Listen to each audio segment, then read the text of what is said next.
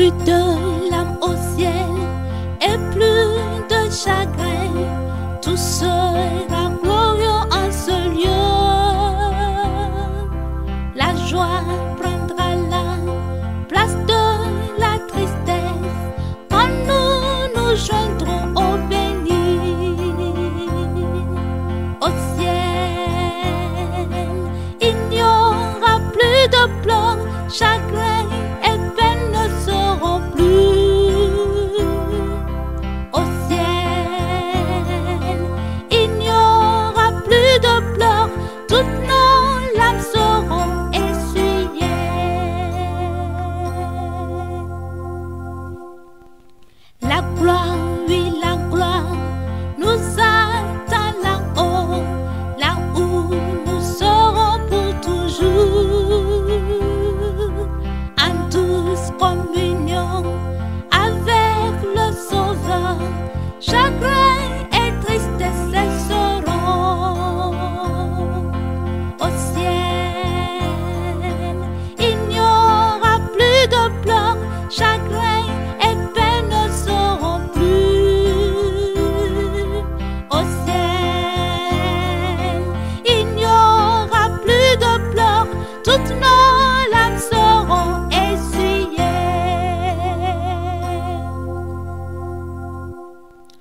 Une fois là-haut, nous ne penserons plus à toutes les choses vécues sur terre. Nous verrons plus clair tous nos bien-aimés au ciel où tout sera nouveau. Au ciel, il n'y aura plus de pleurs, chagrin et peine ne seront plus. Au ciel, il n'y aura plus de pleurs, toutes nos larmes seront essuyées.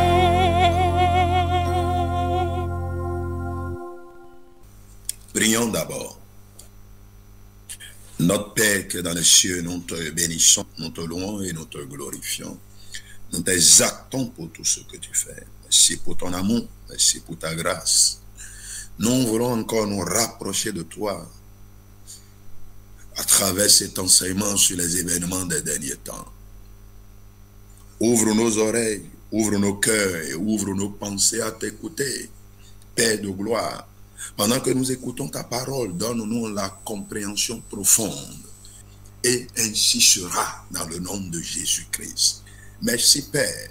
Au nom puissant de Jésus-Christ, nous avons prié. Et tout le monde dit Amen. Amen. Apocalypse chapitre 1. Je vous prie d'ouvrir vos Bibles dans Apocalypse chapitre 1, verset 3. Apocalypse chapitre 1, verset 3. Heureux celui qui lit et ceux qui entendent les paroles de la prophétie et qui gardent les choses qui y sont écrites, car le temps est proche. Bien-aimés, quel temps est proche? Le retour de notre Seigneur Jésus-Christ est proche.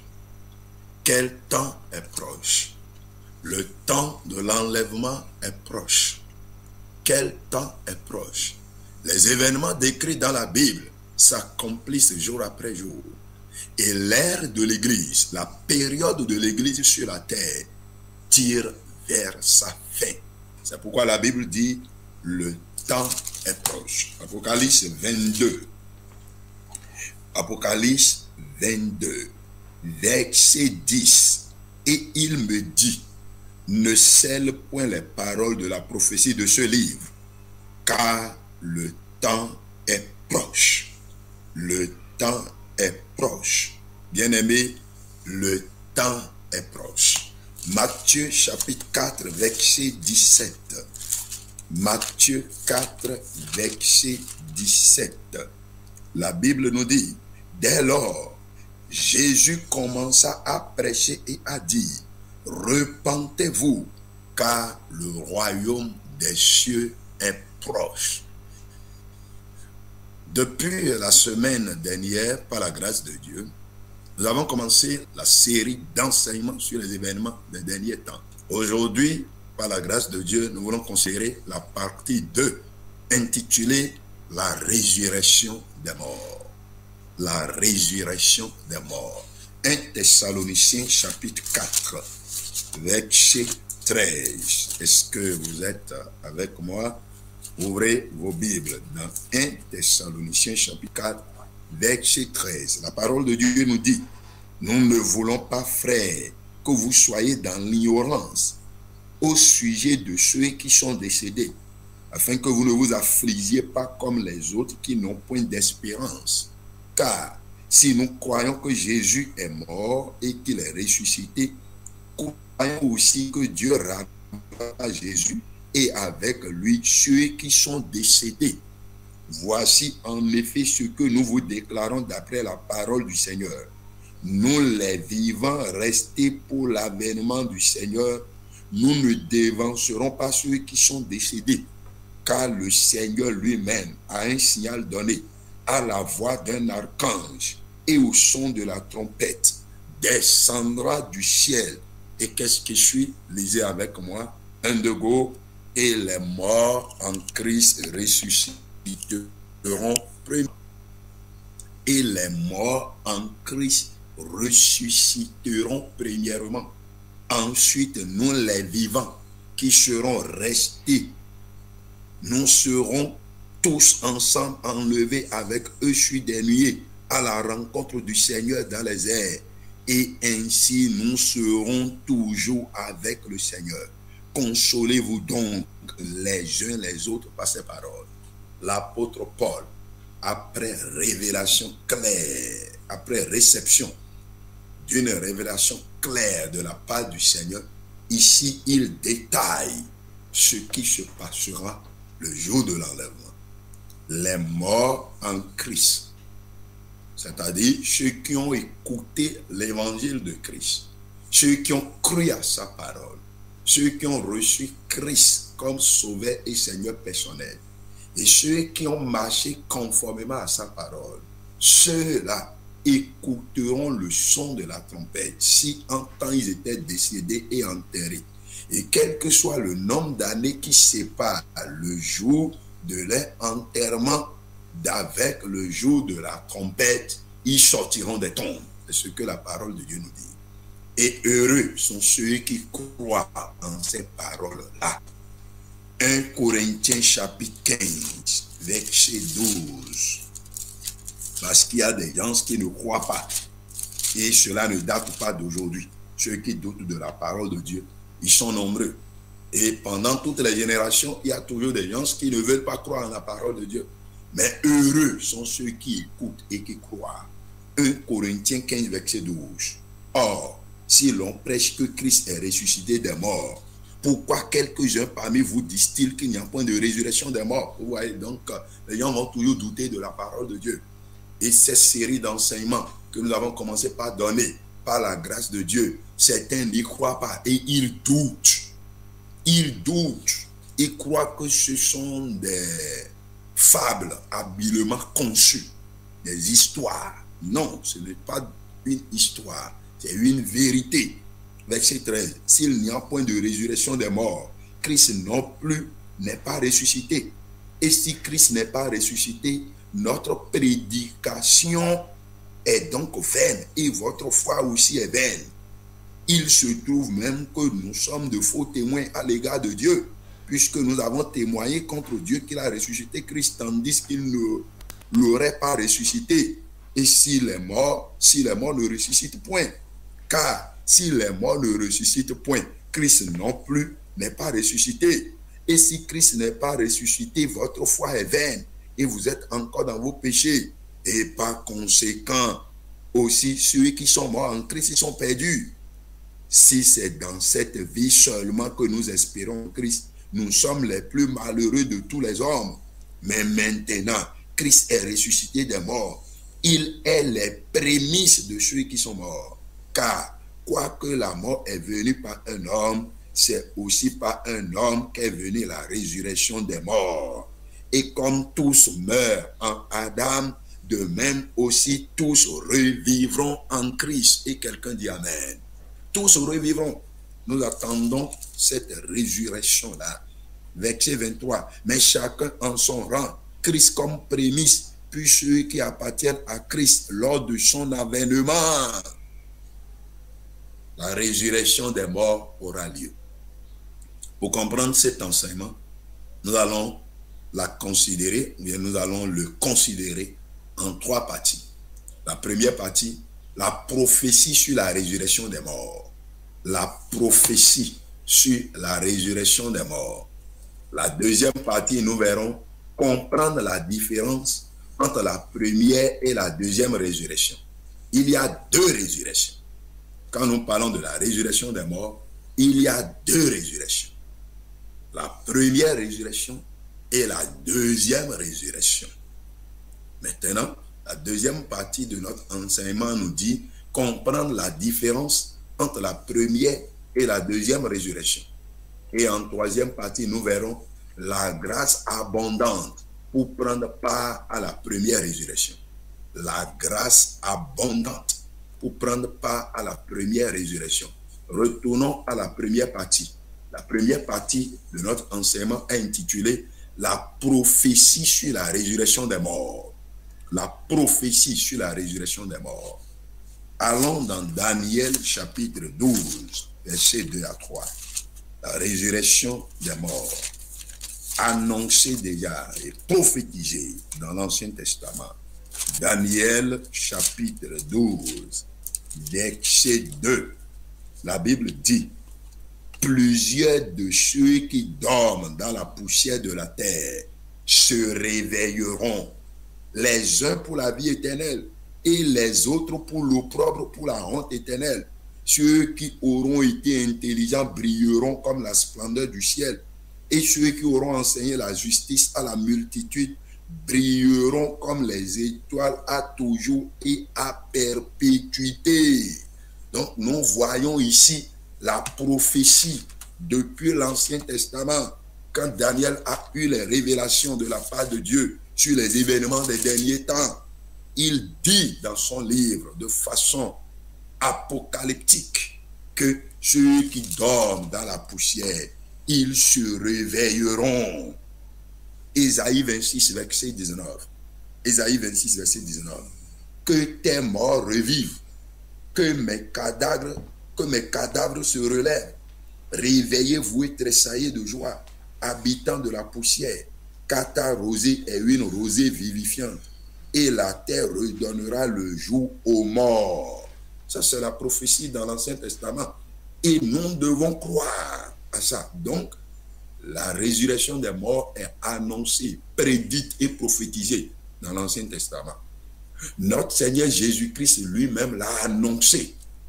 Jean chapitre 5, verset 28.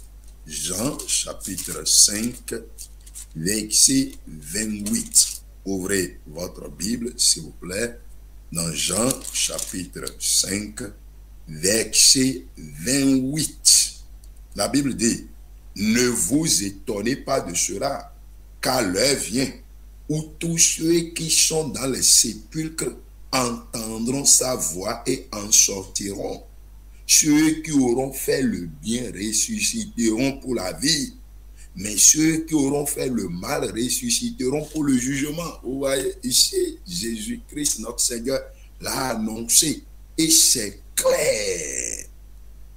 Regardez, à partir du verset 25, Jésus dit: en vérité, je vous le dis, l'heure vient et elle est déjà venue, où les morts entendront la voix du Fils de Dieu, et ceux qui l'auront entendu vivront. Car comme le Père a la vie en lui-même, ainsi il a donné au Fils d'avoir la vie en lui-même, et il lui a donné le pouvoir de juger parce qu'il est Fils de l'homme. Ne vous étonnez pas, car l'heure vient où tous ceux qui sont dans les sépulcres entendront sa voix et en sortiront. Ceux qui auront fait le bien ressusciteront pour la vie, mais ceux qui auront fait le mal ressusciteront pour le jugement. C'est clair. Le Seigneur Jésus-Christ lui-même l'a annoncé. On a vu l'Ancien Testament l'a annoncé. Notre Seigneur Jésus-Christ l'a annoncé. On a déjà lu dans 1 Thessaloniciens chapitre 4, versets 13 à 16. L'apôtre Paul, par révélation, l'a annoncé. Il a prédit la résurrection des morts. Maintenant, voyons Apocalypse chapitre 20. Apocalypse chapitre 20, verset 4. Quand le Seigneur Jésus-Christ a donné une révélation claire à Jean le bien-aimé, et il a rédigé dans le livre appelé Apocalypse, qu'est-ce qu'il a écrit par rapport à la résurrection des morts pour nous instruire aujourd'hui? Qu'est-ce qu'il a écrit? Apocalypse 20, verset 4. Et je vis des trônes, et à ceux qui s'y assirent fut donné le pouvoir de juger. Et je vis les âmes de ceux qui avaient été décapités à cause du témoignage de Jésus et à cause de la parole de Dieu, et de ceux qui n'avaient pas adoré la bête ni son image, n'avaient pas reçu la marque sur leur front ni sur leurs mains. Ils revinrent à la vie et ils régnèrent avec Christ pendant 1000 ans. Ils revinrent à la vie, c'est la même expression. Ils sont ressuscités des morts. Verset 5. Les autres morts ne revinrent point à la vie jusqu'à ce que les 1000 ans soient accomplis. C'est la première résurrection. Heureux et saints ceux qui ont part à la première résurrection.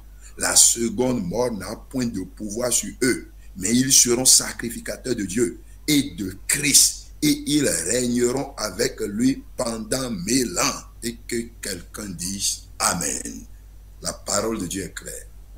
Voilà les prophéties sur la résurrection des morts. Il y a beaucoup d'autres passages, mais les quelques que l'Esprit de Dieu nous a amenés à lire sont déjà tellement clairs pour nous instruire et pour nous en convaincre. Abordons la deuxième partie. Comprendre la différence entre la première et la deuxième résurrection. Comprendre la différence entre la première et la deuxième résurrection. Chacun doit savoir qu'il y a deux résurrections des morts. Il y a deux résurrections des morts. Deux résurrections des morts. Revenons à l'évangile de Jésus selon Jean. L'évangile de Jésus selon Jean. Revenons et lisons Jean chapitre 5, versets 28 à 29. Ne vous étonnez pas de cela, car l'heure vient où tous ceux qui sont dans les sépulcres entendront sa voix et en sortiront. Ceux qui auront fait le mal ressusciteront pour la vie. Mais ceux qui auront fait... Non, je reprends le verset 29. Ceux qui auront fait le bien ressusciteront pour la vie. Mais ceux qui auront fait le mal ressusciteront pour le jugement. Donc ici c'est clair. Le Seigneur Jésus-Christ a mis en lumière les deux résurrections des morts. La résurrection pour la vie et la résurrection pour le jugement. Si on doit les désigner autrement, selon ce passage, il y a la résurrection pour la vie et la résurrection pour le jugement. La première résurrection, c'est la résurrection pour la vie.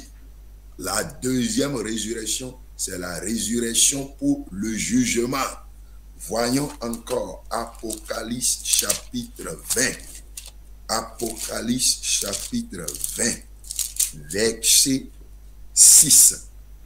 Heureux et saints ceux qui ont part à la première résurrection. La seconde mort n'a point de pouvoir sur eux, mais ils seront sacrificateurs de Dieu et de Christ, et ils régneront avec lui pendant 1000 ans. Voyons le verset 5. Les autres morts ne revinrent point à la vie jusqu'à ce que les 1000 ans soient accomplis. C'est la première résurrection. Qui sont les autres morts? Les pécheurs. Quiconque est mort dans le péché, il ne participera pas à la première résurrection. Alors, la première résurrection est différente de la deuxième résurrection. Qu'est-ce qui marque la différence entre la première résurrection et la deuxième résurrection? La première résurrection, c'est s'étend sur une longue période. La première résurrection s'étend sur une longue période. La résurrection de notre Seigneur Jésus-Christ en fait partie. La résurrection de notre Seigneur Jésus-Christ fait partie de la première résurrection. 1 Corinthiens chapitre 15. C'est un mystère ce que l'Esprit de Dieu enseigne par nous. Donc, je vous prie d'ouvrir vos oreilles et vos cœurs pour entendre. 1 Corinthiens chapitre 15, verset 3. Je vous ai enseigné avant tout, comme je l'avais aussi reçu, que Christ est mort pour nos péchés selon les Écritures. Il a été enseveli et il est ressuscité le troisième jour selon les Écritures. Verset 12. Or, si l'on prêche que Christ est ressuscité des morts, pourquoi quelques-uns parmi vous disent-ils qu'il n'y a point de résurrection des morts? Verset 20 de 1 Corinthiens. Mais maintenant, Christ est ressuscité des morts. Et il est quoi? Répétez avec moi, vous tous qui entendez ma voix. Et il est quoi? Il est quoi? Il est les prémices de ceux qui sont morts. Verset 23. Mais chacun en son rang. Christ comme prémisse, puis ceux qui appartiennent à Christ lors de son avènement. C'est ça. Christ comme prémisse, puis ceux qui appartiennent à Christ lors de son avènement. La première résurrection s'étend sur une longue période. Christ qui a été ressuscité, sa résurrection en fait partie. Maintenant, les morts en Christ, c'est-à-dire ceux qui ont cru en Christ, ceux qui ont donné leur vie à Christ de leur vivant, mais qui après ont été emportés par la mort avant que l'enlèvement ne sonne. Tous ceux-là sortiront de la tombe. 1 Thessaloniciens chapitre 4, verset 13. Ouvrez vos Bibles. 1 Thessaloniciens chapitre 4, verset 13. Nous ne voulons pas, frères, que vous soyez dans l'ignorance au sujet de ceux qui sont décédés, afin que vous ne vous affligiez pas comme les autres qui n'ont point d'espérance. Car si nous croyons que Christ est mort et qu'il est ressuscité, croyons aussi que Dieu ramènera par Jésus et avec lui ceux qui sont morts. Ceux qui sont morts. C'est ça, c'est clair. Verset 15. Voici en effet ce que nous vous déclarons d'après la parole du Seigneur. Nous les vivants restés pour l'avènement du Seigneur, nous ne dévancerons pas ceux qui sont décédés, car le Seigneur lui-même a un signal donné à la voix d'un archange et au son de la trompette de Dieu descendra du ciel et les morts en Christ ressusciteront premièrement. Et les morts en Christ ressusciteront premièrement.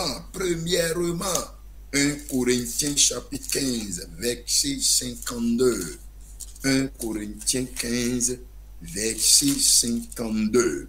Qu'est-ce que la Bible nous dit dans le verset 52? En un instant, en un clin d'œil, à la dernière trompette, la trompette sonnera et les morts ressusciteront incorruptibles et nous serons changés. Donc tout cela, c'est la première résurrection. La résurrection de Christ en fait partie. Les morts en Christ sortiront de la tombe le jour de l'enlèvement au son de la trompette. C'est toujours une phase de la première résurrection. Maintenant, les saints qui seront décapités pendant la grande tribulation. Nous reviendrons sur cet enseignement sur la grande tribulation. Cela fera objet d'une autre partie de la série d'enseignements sur les événements des derniers temps. La grande tribulation aura lieu pendant 7 ans. Et pendant cette période de 7 ans, tous ceux qui refuseront d'adorer l'Antéchrist et qui rejetteront la marque de la bête et qui diront, maintenant nous comprenons les prophéties de la Bible et que nous devons attendre le retour de Christ sur la terre, tous ceux qui auront été décapités, tous ceux qui auront été mis à mort, reprendront vie à cause du témoignage de Christ à la fin de la grande tribulation. Tous ceux-là sortiront de la tombe aussi. Apocalypse 20, verset 3. Apocalypse 20, verset 3. Et il jeta dans l'abîme et ferma cela l'entrée au-dessus de lui, afin qu'il ne séduise plus les nations jusqu'à ce que les 1000 ans soient accomplis. Après cela, il faut qu'il soit délié pour un peu de temps. Et je vis des trônes. À ceux qui s'y assirent fut donné le pouvoir de juger. Et je vis les âmes de ceux qui avaient été décapités à cause du témoignage de Jésus et à cause de la parole de Dieu, et de ceux qui n'avaient pas adoré la bête ni son image, et qui n'avaient pas reçu la marque sur leur front ni sur leurs mains. Ils revinrent à la vie et ils régnaient avec Christ pendant 1000 ans. Les autres morts ne revinrent point à la vie jusqu'à ce que les 1000 ans soient accomplis. C'est la première résurrection. Heureux et saints ceux qui ont part à la première résurrection. La seconde mort n'a point de pouvoir sur eux, mais ils seront sacrificateurs de Dieu et de Christ, et ils régneront avec lui pendant 1000 ans. La première résurrection et la deuxième résurrection sont séparées d'une période de 1000 ans. Donc, je disais, la première résurrection couvre une longue période. La résurrection de Christ qui avait déjà eu lieu en fait partie. Les morts en Christ qui sortiront de la tombe le jour de l'enlèvement en font partie. Les saints qui seront décapités pendant la grande tribulation. Pourquoi nous parlerons de saints en ce moment-là? Ceux qui s'en souviendront des enseignements et diront en ce moment-là, ah, on nous enseignait qu'il y aura la marque de la bête, il y aura l'antéchrist. Ah, voici maintenant les événements. Nous nous rappelons, nous n'allons pas adorer la bête. En ce moment-là aussi, il y aura les Juifs et tous ceux-là qui seront décapités. Ils sortiront de la tombe quand Christ mettra pied sur la terre après les 7 ans de la grande tribulation. Parce que le retour de Christ que nous attendons est en 2 parties. Le retour de Christ que nous attendons est en 2 parties. La première partie, quand Christ viendra, il sera dans les airs. Et les saints iront le rencontrer dans les airs. J'en ferai partie dans le nom de Jésus-Christ. Et toi? Donc, les saints iront le rencontrer dans les airs. Mais après 7 ans, il reviendra sur la terre. Ça là, on parle de la seconde venue de Christ. Donc, quand Christ mettra pied sur la terre, les morts, ceux qui ont payé leur salut par leur propre sang pendant la grande tribulation, ils sortiront de la tombe. Maintenant, il reste une dernière catégorie. Ceux qui ont vécu dans la foi pendant toute la période de l'Ancien Testament, avant que Christ ne vienne. Tous ceux qui ont vécu dans la foi, tous ceux dont nous connaissons les noms, mais qui sont morts en menant une vie de foi. Si je vous pose la question de citer des exemples de personnages dans l'Ancien Testament, dont vous connaissez leurs histoires, et qui ont mené une vie de foi, et qui ont cru en Dieu, et qui ont obéi à Dieu, mais vous pourrez donner plusieurs exemples. On peut parler d'Élisée, on peut parler d'Ésaïe le prophète, on peut parler de Jérémie, on peut parler de Michée, on peut parler de Abdias. Il y a beaucoup d'autres qui ont vécu dans la foi. Peut-être leurs noms ne sont pas cités dans la Bible parce qu'à un moment donné, ils n'avaient pas posé un acte qui aurait fait que leur histoire soit enregistrée. Nombreux ont vécu dans la foi. Rappelez-vous, quand Élie disait à Dieu qu'il est le seul prophète qui restait et que tous les autres ont abandonné Dieu et adoré Baal, Dieu lui-même lui a dit non, il y a plusieurs autres prophètes. Donc, nombreux sont ceux qui ont vécu dans la foi, dans la période de l'Ancien Testament, jusqu'à ce que le Seigneur ne vienne. Tous ceux-là qui ont vécu dans la foi et qui sont morts dans la foi, ils sortiront tous de la tombe. C'est pourquoi Daniel disait, Daniel chapitre 12, verset 2, Daniel 12, verset 2, que le Seigneur ouvre l'esprit et le cœur à chacun pour pouvoir comprendre le mystère sur les événements des derniers temps. Daniel chapitre 12, verset 2. Plusieurs de ceux qui dorment dans la poussière de la terre se réveilleront, les uns pour la vie éternelle et les autres pour l'opprobre, pour la honte éternelle. Mais qu'est-ce que le Seigneur Jésus-Christ avait dit? Certains ressusciteront pour la vie et d'autres ressusciteront pour le jugement. Mais c'est la même chose que Daniel dit d'une autre manière, en d'autres termes.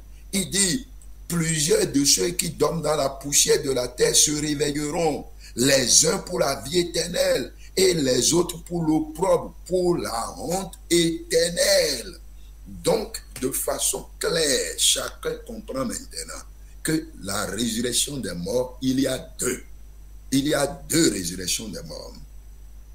La première résurrection, qu'on peut encore appeler la résurrection pour la vie, ou la résurrection pour le bonheur, la résurrection pour la vie éternelle, et la deuxième résurrection qu'on appelle la résurrection pour le jugement, que Daniel appelle ici la résurrection pour l'opprobre, la résurrection pour la honte éternelle.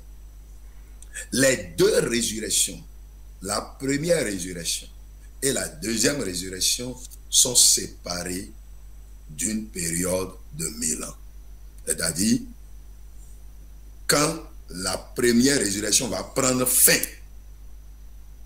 au moment où Christ mettra pied sur la terre, lors de sa seconde venue, après que la grande tribulation ait lieu sur la terre pendant 7 ans, quand Christ va mettre pied sur la terre et que la dernière vague de ceux qui ont vécu dans la foi dans l'Ancien Testament sortiront de la tombe pour régner avec Christ pendant 1000 ans, quand on va commencer par décompter, c'est 1000 ans qui sépareront la première résurrection et la deuxième résurrection. La première résurrection s'étend sur une longue période. Ce n'est pas un seul jour. Elle s'étend sur une longue période. La résurrection de Christ en fait partie. Que l'Esprit de Dieu vous donne la grâce de comprendre de façon plus profonde ces mystères bibliques dans le nom de Jésus-Christ. Abordons la troisième partie, la grâce abondante pour prendre part à la première résurrection. La grâce abondante pour prendre part à la première résurrection. Regardez toujours, Daniel 12, verset 2. Plusieurs de ceux qui dorment dans la poussière de la terre se réveilleront, les uns pour la vie éternelle et les autres pour l'opprobre, pour la honte éternelle. Ceux qui auront été intelligents brilleront comme la splendeur du ciel, et ceux qui auront enseigné la justice à la multitude brilleront comme les étoiles à toujours et à perpétuité. Nous voyons ici que tous ceux qui prendront part à la première résurrection sont heureux. Ils sont heureux. Apocalypse 20, verset 6.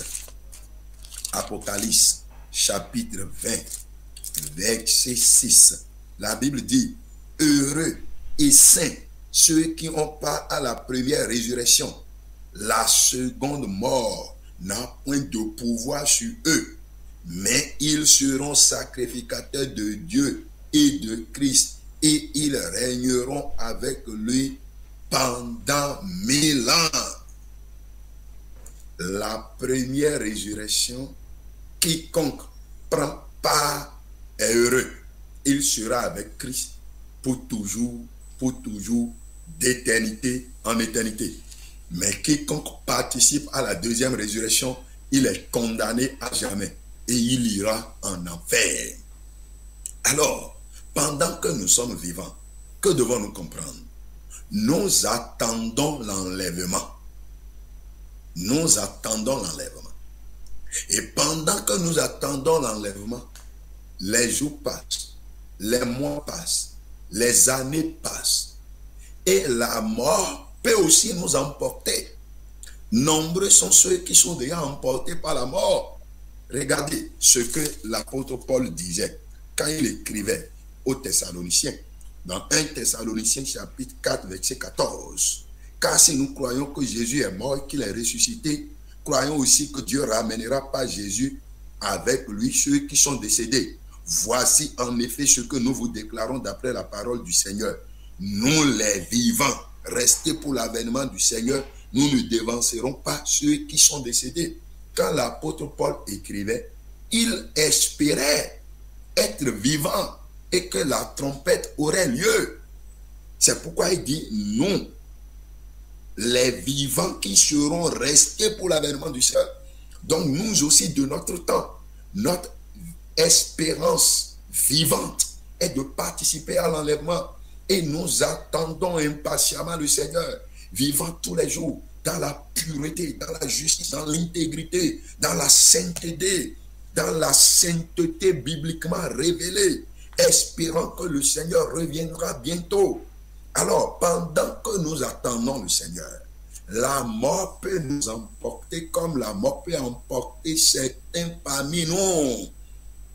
Alors, si la mort t'emporte, tu dois participer à la première résurrection. Si entre-temps, tu avais donné ta vie à Christ et que tu as mené la vie de fidélité pendant ta vie, donc bien aimé, inutile d'organiser des prières pour les morts. Inutile. Celui qui est décédé, on va payer la messe, on appelle telle ou telle personne pour venir organiser une prière pour que la terre lui soit légère. Non, aucune prière des vivants ne sauvera un mort. Si quelqu'un n'a pas donné sa vie à Christ pendant sa vie, si quelqu'un n'a pas marché selon la parole de Dieu pendant qu'il est vivant sur la terre, il regrettera amèrement. De nos jours, quiconque rejette la repentance, la sainteté, la transparence, l'honnêteté, l'intégrité, quiconque rejette la vie de justice et continue paisiblement dans le péché, s'il meurt dans cet état, c'est fini pour lui à jamais.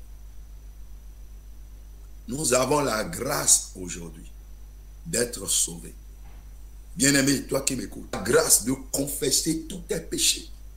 Tu as la grâce de venir à Christ instantanément. Instantanément, tu as la grâce aujourd'hui, pendant que tu entends ma voix, de courir, de te hâter pour venir à Christ, t'agenouiller et confesser tes péchés, lui donner ta vie entièrement et totalement.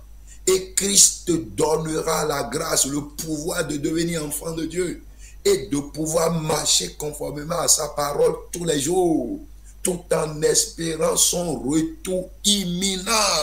La grâce de se préparer pour prendre part à la première résurrection, qui est la grande résurrection. Si tu ne participes pas à l'enlèvement de ton vivant et que tu es pour la seconde résurrection, c'est fini pour toi. 1 Thessaloniciens chapitre 1 verset 5. 1 Thessaloniciens chapitre 1 verset 5. Notre évangile ne vous a pas été prêché en parole seulement, mais avec puissance, avec l'Esprit Saint et avec une pleine permission, car vous n'ignorez pas que nous nous sommes montrés ainsi parmi vous à cause de vous.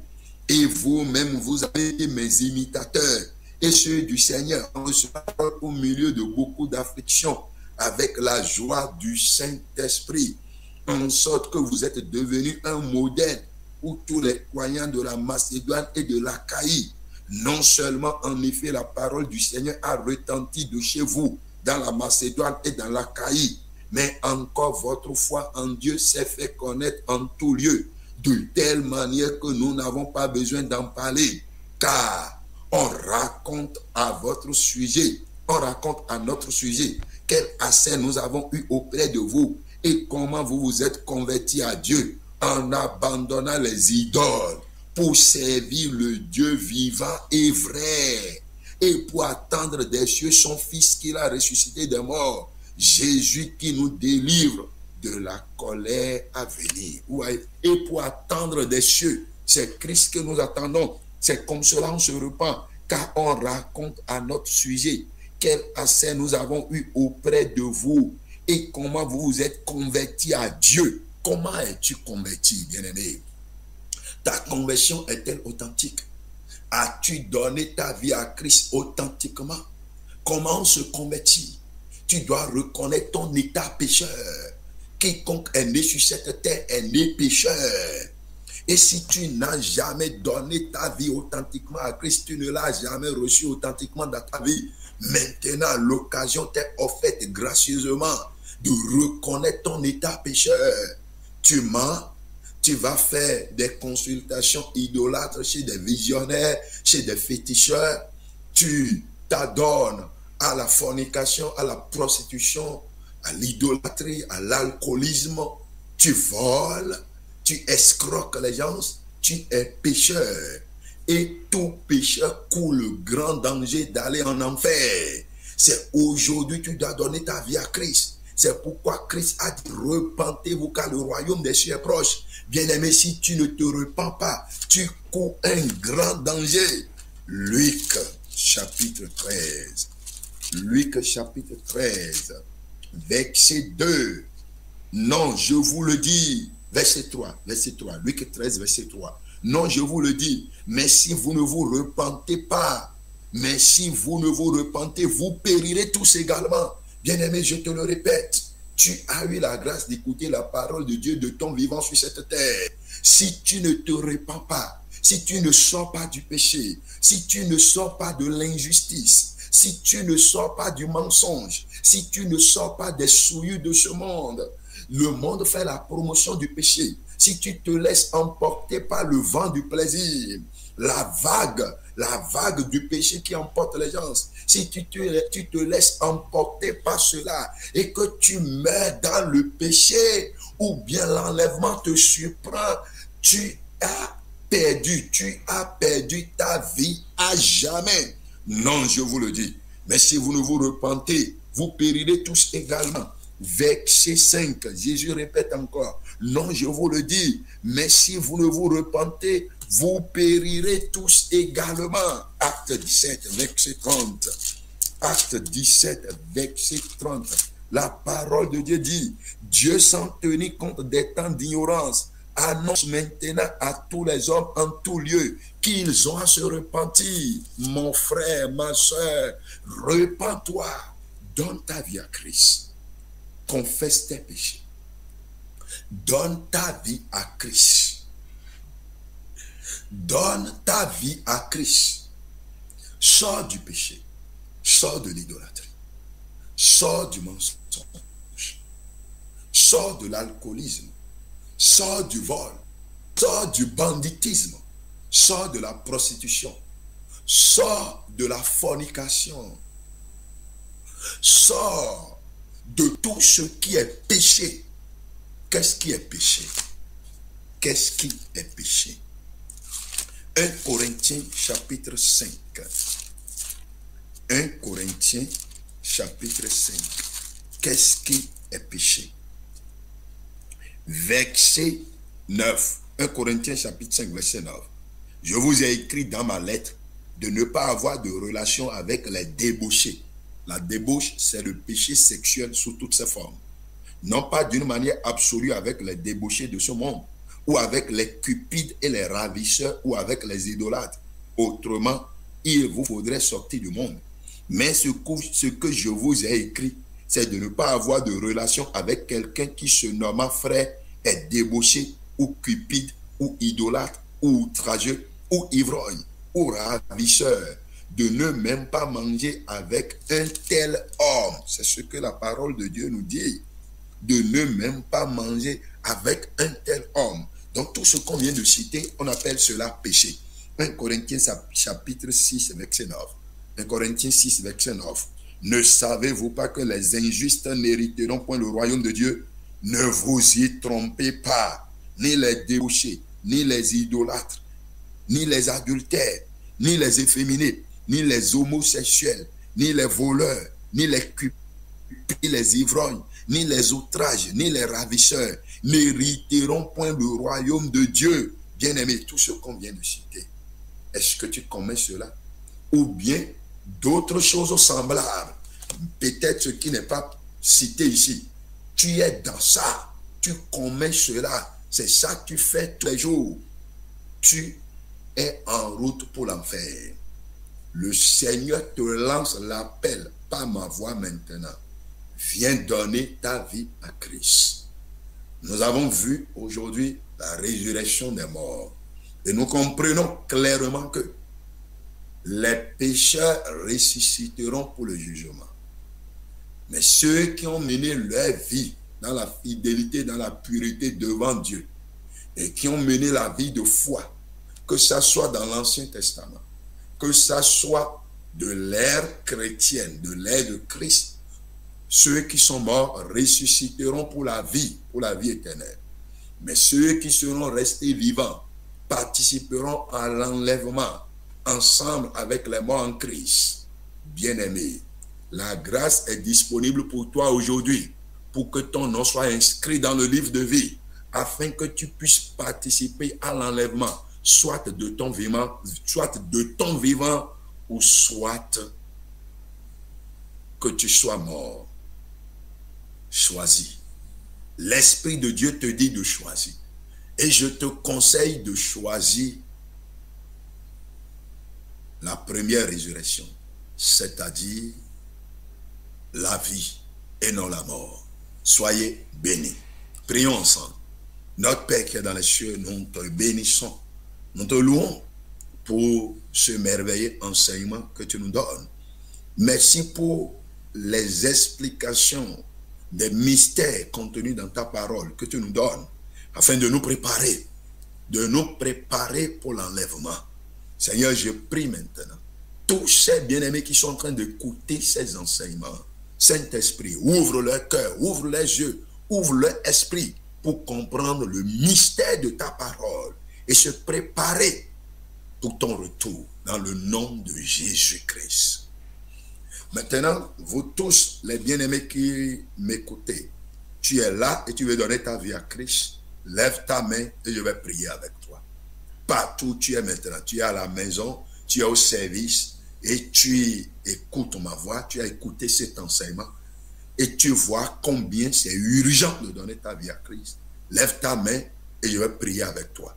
Tu te reconnais pécheur, tous ces péchés que nous avons cités, tu te reconnais, l'Esprit de Dieu t'a dit que tu es pécheur et tu veux donner ta vie à Christ, lève ta main. Et pendant que tu lèves ta main, confesse maintenant tes péchés à Dieu. Tout ce que toi-même tu reconnais comme péché, confesse-les à Dieu maintenant. Confesse-les à Dieu. Et demande sa grâce pour que tu sois pardonné. Confesse tes péchés maintenant.